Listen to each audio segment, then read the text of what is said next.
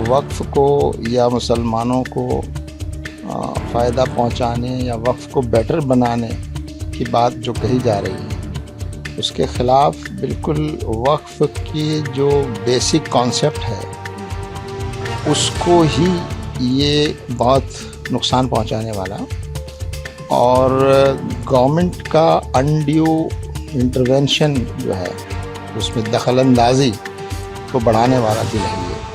तो हम पहले भी ये बात कहते रहे हैं और कि ये जो बिल जिस तरह से लाया गया और इस बिल का जो कंटेंट है वो वक्फ़ को या मुसलमानों को फ़ायदा पहुंचाने या वक्फ़ को बेटर बनाने की बात जो कही जा रही है उसके ख़िलाफ़ बिल्कुल वक्फ़ की जो बेसिक कॉन्सेप्ट है उसको ही ये बहुत नुकसान पहुंचाने वाला और गवर्नमेंट का अनड्यू इंटरवेंशन जो है उसमें दखलंदाजी को बढ़ाने वाला बिल है ये। और इस बिल में बुनियादी तौर पर मुसलमानों की जो धार्मिक आज़ादी है उसको चोट पहुंचाई गई है और अपने धर्म से संबंधित जो मैटर्स हैं उनको मैनेज करने की जो आज़ादी हमारा संविधान देता है और जो दूसरे धर्म के लोगों को हासिल है उससे मुसलमानों को महरूम किया गया है। मुसलमानों से वो आज़ादी छीनी गई है इस बिल के माध्यम से, क्योंकि इस बिल में ये कहा गया है कि इस बिल में मुसलमानों के अलावा दूसरे लोग भी इसमें होंगे और उनके बोर्ड में और काउंसिल्स में उनकी मेजॉरिटी होगी। तो ये तो बहुत ख़तरनाक किस्म का वो तरमीम हुई है। ये डिस्क्रिमिनेटरी भी है, भेदभावपूर्ण भी है। धर्म के आधार पर जो सुविधाएं और जो आज़ादी दूसरे धर्म के लोगों को हासिल है उससे मुसलमानों को वंचित किया गया है इस बिल के माध्यम से। और दूसरा ये कि ये कहा जा रहा है कि भ्रष्टाचार, ट्रांसपेरेंसी, एफिशिएंसी जो है तो उसको करने के लिए बिल में तरमीम की ज़रूरत नहीं थी। 2013 और उससे पहले 1995 में जो तरमीम की गई थी वो इसलिए की गई थी और उसको पूरी संसद ने एक मत से किया था, तकरीबन पूरा यूनानिमस हुआ था। वो सारे संसद का सपोर्ट उसको हासिल था। 2013 और 1995 का जो विधेयक में जो संशोधन हुए थे तो उसमें पूरे प्रोविजंस मौजूद थे जिसमें आप इसको कर सकते थे। लागू करने का काम तो सरकारी सीओ का है और करप्शन या ट्रांसपेरेंसी की कहीं कमज़ोरी है उसके लिए बिल के पूरे ढांचे को बदल देना और उसका जो पूरा कॉन्सेप्ट है उसको ख़त्म कर देना, ये कहा जा रहा है। मगर मैं समझता हूँ इस बार पार्लियामेंट में इस बिल को लेकर जितना झूठ बोला गया है, जितना भ्रम फैलाया गया है और इस बिल के बारे में जितनी गलत बातें सत्ता पक्ष की तरफ से कही गई हैं, मुझे लगता है कि ऐसा शायद पहले कभी हुआ हो। और दूसरा ये कि ये बिल सिर्फ मुसलमानों को नुकसान पहुंचाने वाला नहीं है। अगर इसी बिल के आधार पर दूसरे धर्मों के संस्थाओं में भी इंटरवेंशन होगा तो ये सबको नुकसान पहुंचाने वाला है, धार्मिक आज़ादी को नुकसान पहुंचाने वाला है। और दूसरी बात ये हम कह रहे हैं कि इस बिल के पास कराने के लिए जिस तरह का देश में माहौल बनाया गया और जिस तरह से वक्फ के बारे में बहुत गलत बातें और भ्रम फैलाया गया कि गोया वक्फ जो है वो सारे ज़मीनों, सरकारी ज़मीनों पे कब्ज़ा किए हुए है, इसके पास इतनी प्रॉपर्टीज़ है, जहाँ वक्फ हाथ लगा देगा वो वक्फ की हो जाएगी, जिसके बारे में वक्फ कह देगा ये हमारी है वो हो जाएगी। ट्राइब्यूनल जो है वो उसमें कहीं उसका जो फैसला है वो आखिरी फैसला होगा। ये सब गलत बातें हैं और झूठ फैलाया जा रहा है। लेकिन सर बीजेपी और उनके जो अलाय हैं एनडीए के पार्टनर्स वो तो कह रहे हैं कि इसमें इस बिल के जरिए हम धार्मिक आज़ादी, धार्मिक मामलों में हस्तक्षेप नहीं कर रहे हैं, बल्कि वक्फ की जो संपत्ति है उसका मैनेजमेंट सही तरीके से हो, सही लोग उसका रख रखाव करें, इसके लिए हम ये विधेयक लाए, ना कि हम गलत आज़ादी में हस्तक्षेप। वो झूठ कह रहे हैं, वो बिल्कुल गलत कह रहे हैं और उनका एजेंडा इसकी आड़ में मुसलमानों से ये अधिकार छीनना है।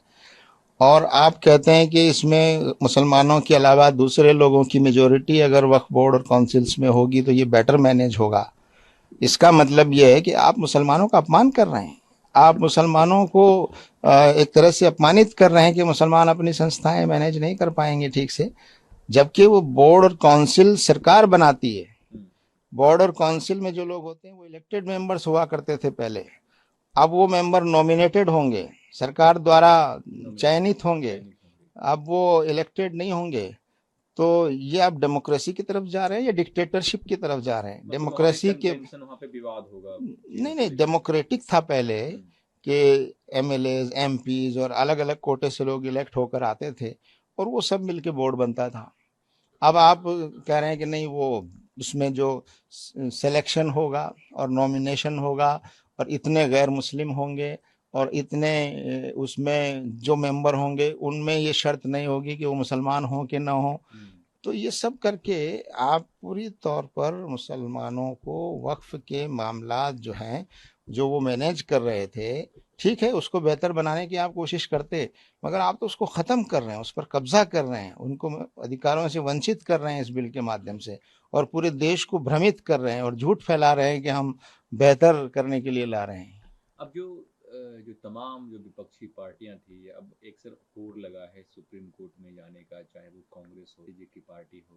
अब आम आदमी पार्टी के विधायक अमानतुल्लाह खान भी कोर्ट पहुंचे हैं, वो दिल्ली वक्फ बोर्ड के सदस्य हैं। तो इस पे आप क्या कहेंगे सर?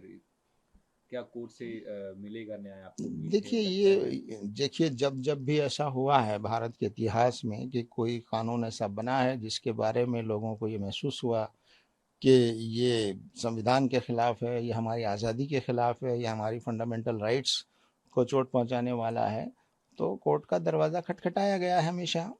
इससे पहले भी हुआ है, कई कानूनों में हुआ है, और हम समझते हैं कि ये जो लाया गया है बिल, हम्म, इसमें तो इसकी पूरी गुंजाइश है, और मुझे लगता है कि एक फ्रंट जो है वो लीगल फ्रंट है जिसके ज़रिए से हम इस कानून को आगे बढ़ने से हम रोक सकते हैं। और हमें उम्मीद है कि अगर सुप्रीम कोर्ट सारे दलाइल को अगर ईमानदारी से सुनेगा, अ, तो यकीनन हमें उम्मीद है कि इस कानून को रोका जाएगा, रोका जा सकता है। तो एक पहलू इसका लीगल है, दूसरा पहलू पॉलिटिकल है इसका। जाहिर है पॉलिटिकल पार्टीज ने जिस तरह के स्वार्थ का मुजाहरा किया है, जिस तरह से अपने ज़मीर को बेचा है बहुत से लोगों ने, हम्म, जिस तरह मुसलमानों का वोट लेकर और आखिर तक मुसलमानों को विश्वास दिलाते रहे कि हम इसको जो है रोकेंगे, पास नहीं होने देंगे, और आखिर में उन्होंने धोखा दिया है। तो ये सारी चीज़ें एक्सपोज हो गई हैं, और जाहिर है कि उसका जो पॉलिटिकल खेल और धोखा हुआ है, जाहिर है उसके लिए भी मुसलमान सोचेगा कि इसको कैसे पॉलिटिकली ऐसे लोगों को कैसे सज़ा दी जाए, ऐसे लोगों को कैसे सबक सिखाया जाए, इसकी स्ट्रेटजी बनेगी। तीसरा ये कि पब्लिक में जाना, डेमोक्रेसी में पब्लिक असल चीज़ है, कि अगर आप पब्लिक को मोटिवेट करते हैं, मोबिलाइज करते हैं, समझाते हैं पब्लिक को कि ये कानून देश के हित में नहीं है, ये कानून समाज के आपसी भाईचारे के माहौल को बिगाड़ने वाला है, इस कानून के इसके कानून बनने के बाद डिस्प्यूट बढ़ेंगे, झगड़े बढ़ेंगे, क्लेम्स बढ़ेंगे, और वक्फ की जायदादों पर जो कब्जे पहले से मौजूद हैं वो कब्जे खाली नहीं हो सकेंगे, और जहाँ कब्जे नहीं है वहाँ कब्जे करने की कोशिश की करेंगे जाएगी। दूसरे लोग। तो इससे पूरा जो समाज का जो माहौल है वो वो बिगड़ेगा, और मैं समझता हूँ कि मौजूदा सरकार भी ये चाहती है कि ये देश वास्तविक समस्याओं की तरफ ध्यान देने के बजाय जनता दो हिस्सों में बट जाए और पोलराइजेशन और ध्रुवीकरण हो जाए, और एक दूसरे के खिलाफ शंका करने लगें, और ये उनको पॉलिटिकली शायद सूट करता है, उनके पास इसके अलावा कोई रास्ता ऐसा बचा नहीं है। तो ये डिवीजन का एजेंडा, ये पोलराइजेशन और ध्रुवीकरण का एजेंडा और ये नफरत का एजेंडा जो है उसका ही एक पार्ट हम समझते हैं। ये कानून अकेला नहीं है, बल्कि इससे पहले भी जो कदम उठाए गए हैं वो इसी का सिलसिला है, चाहे यूसीसी की बात की जाती हो, चाहे सीए एनआरसी को लेके, एनआरसी का मसला हो, इवन 370 को भी 370 हम कह ठीक है। सकते हैं। तो ये सारा कम्युनल हेट और डिवीजन और पोलराइजेशन के एजेंडे को आगे बढ़ाने वाले कदम है। और मैं समझता हूँ चूँकि ये वक्फ का जो बिल है इससे पूरे देश में जो है धार्मिक स्थल जुड़े हुए हैं और धार्मिक संस्थाएं जुड़ी हुई हैं और हमारी इबादत गाहें हैं, कब्रिस्तान हैं, दरगाहें हैं और वक्फ की दूसरी जायदादें हैं। इन सब का जो ताल्लुक़ है वो मुसलमान की दीन से है, उनके ईमान से है। और ये वक्फ की जो प्रॉपर्टीज़ है उसका मालिक अल्लाह होता है। मालिक, ये प्रॉपर्टीज़ अल्लाह को दान की जाती हैं, लोग तो मैनेज करते हैं।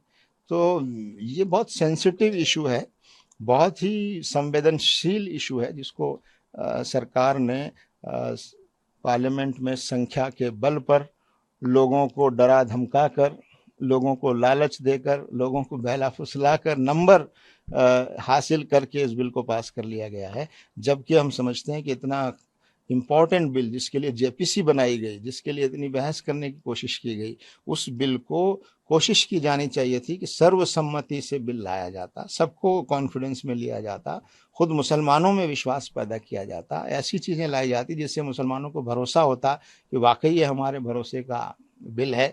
खाली भाषण में कहने से कि ये मुसलमानों के लिए अच्छा है, मुसलमानों के लिए अच्छा है, और कुछ चापलूस किस्म के मुसलमान, कुछ सरकारी मुसलमान, कुछ सरकारी मौलाना, उनसे भी कहलवाया जा रहा है, तो ये बहुत ही गलत तरीका है। पूरा देश का मुसलमान, करोड़ों लोगों ने इसके विरोध में प्रदर्शन किए हैं, करोड़ों लोगों ने ईमेल भेजे हैं, करोड़ों लोगों ने इसके खिलाफ अपनी बात कही है।